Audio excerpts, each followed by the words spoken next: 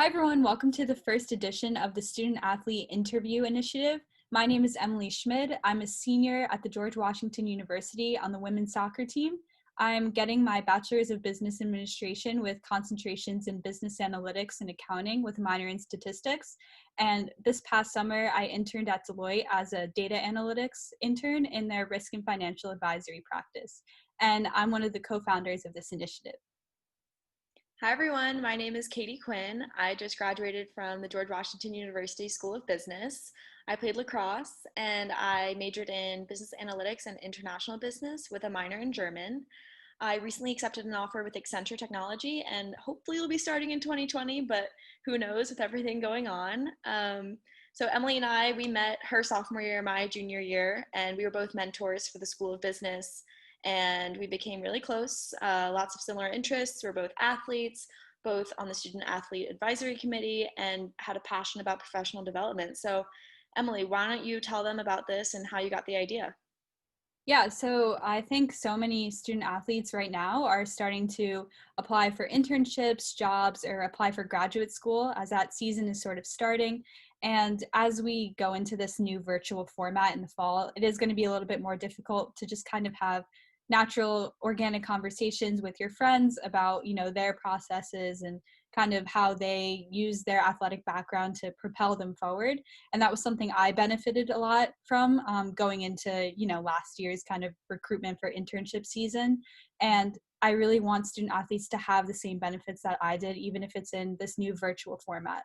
So we thought that by interviewing former student athletes who have jobs or also are going to graduate school, as well as current student athletes with internships, and just interview them and ask them questions about their experiences through the kind of career development process, and especially how they really sold their athletic skills when applying to these jobs, because those certain skills are so transferable into the workplace, and employers and graduate schools love to hear the skills that athletes have.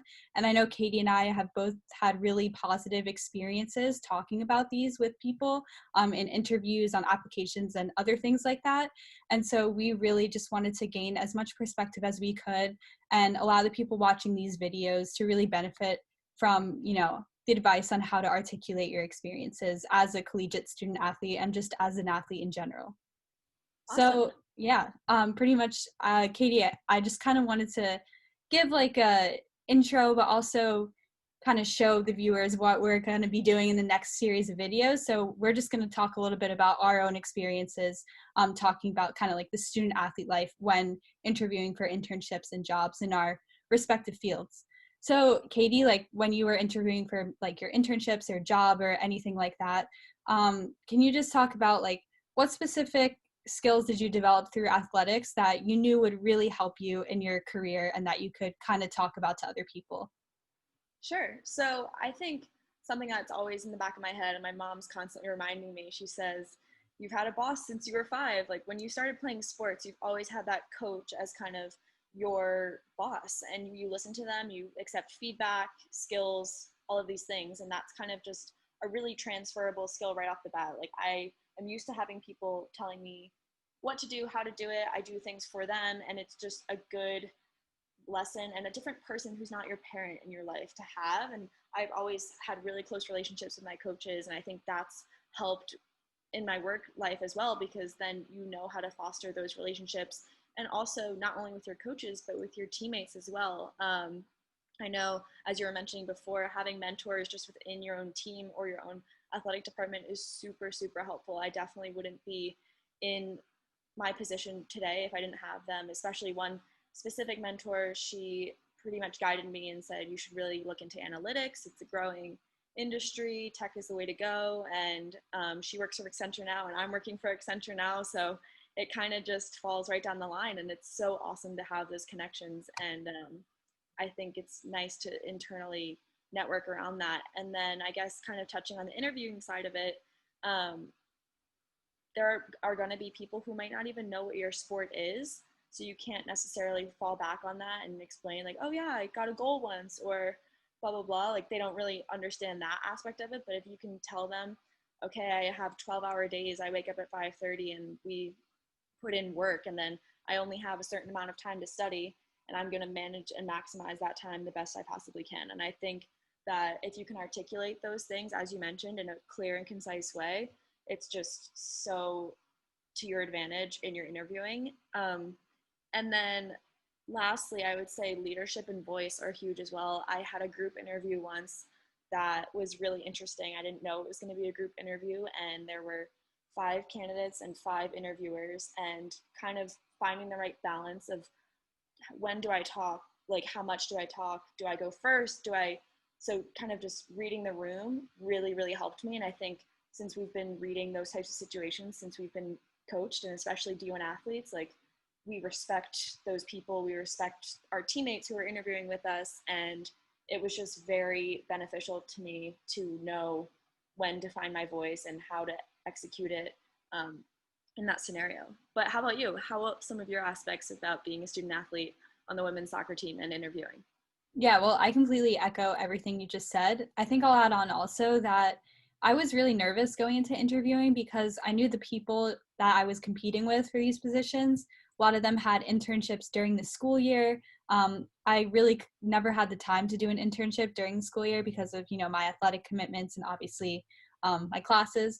And also, same kind of during the summer, I found it a little bit more difficult because I had to return to preseason the first week of August. So it was very hard to find places that would let you stop working in July. So I knew I had to sell my experience as a student athlete, and purely just because I had to prove it was worth my time and prove that I was developing skills that I could use in the workplace the same way people who had internships were developing another set of skills. And I think something that I really kind of honed in on and was like my number one thing when people would ask was I really talked about being receptive to feedback. Like you said, we've had a coach since we were super little. We always had to listen to their directions, and if we made a mistake, they would always comment, and we would receive feedback in different forms. Like we would receive it on the go, like in the middle of a game or a practice. We'd also receive feedback when we had meetings every so often, whether it was every month or every few weeks. We would sit down in the coach's office, and we'd have a more kind of comprehensive discussion about your progress level and things like that. And I think being able to really be adaptable to that sort of feedback is so important. And kind of going into our two industries, like I know just tech is so important, and they know that you're not going to necessarily know all the software and all the coding languages that you're going to use on the job. And of course you do have to know like the background stuff that they're requiring, but there's no way you're going to get all that exposure just by taking the class. And so they really want to know that you can learn and you can do the work on your own based on what people are telling you. And I think I was really able to kind of articulate how I learned that skill through sports. And I think it was received really well, fortunately, by the people who were interviewing me. And so I just thought that was really important. Yeah, and something else you just mentioned about tech specifically, but I think this is for all industries, especially right now in this worldwide pandemic. Everything is changing, and I will say being an athlete has definitely helped me through this time because everything changes all the time. Like our schedules change every day, and you're never going to live the same day as an athlete over and over again. You might do similar things, but the order is going to change up.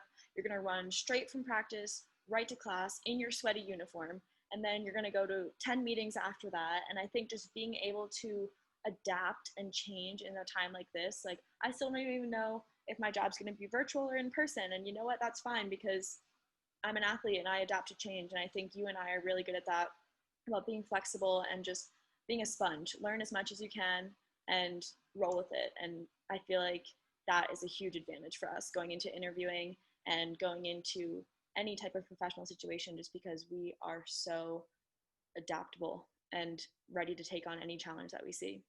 Mm-hmm, for sure. So, kind of, just looking at what we really want viewers to get out of these videos is there's so many resources that are already out there about interview prep, whether it's about like how to do a case study interview or how to follow up with a person after, like what kind of questions to ask. And those resources are so helpful. But I think there aren't too many resources about, how to talk about your experiences in kind of a non-traditional way.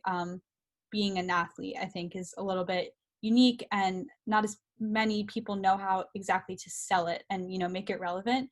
So we hope to kind of show how, being a student athlete is more than just a hobby and playing, a sport for fun. Obviously, it is Job. a lot of fun, but it is like a full-time job, and you have to make a lot of sacrifices, but you also have to learn on the fly and learn so many skills and know how to manage your time. And we just want people to know like how former student athletes and current student athletes were able to talk about their experiences, because everyone's experience is super different, even just being on more of like a team-based sport versus more of like an individual like timed sport. Those are really different. So we hope that like we can get people from different industries, and also pursuing different types of postgraduate plans like a job or graduate school, things like that. So we just hope that, this provides some better insight onto how exactly to sell that experience. And if you have any ideas for people that you think would be good interviewees, or also just different industries you would like to tap into, just feel free to let us know. We have our contact information and everything, listed below. So just feel free to check us out. And if you want any other tips or advice, we're open to, expanding. But we really just want to start out by giving student athletes the opportunity to talk about what worked for them.